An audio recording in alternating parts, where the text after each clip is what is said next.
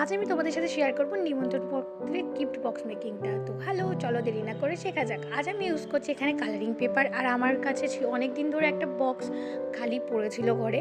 আমি এখানে ইউজ করছি পিঙ্ক কালার পেপারটা, যেটা কিনা খুবই সুন্দর লাগছিল আমার কাছে। আর বিয়েবাড়ির অনুষ্ঠানে তো রেড, ইয়েলো, পিঙ্ক এই কালারগুলো বেশি সাজে না, তো তার জন্য আমি এখানে পিঙ্ক কালারটা ইউজ করছি।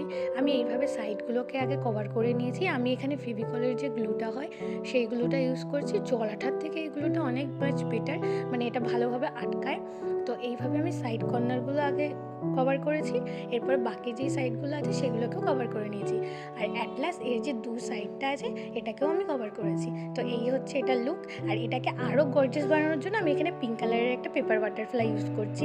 আই হোপ তো এটা দেখতে তোমাদের ভালো লাগবে, তো কমেন্টে জানিও কার কেমন লাগলো।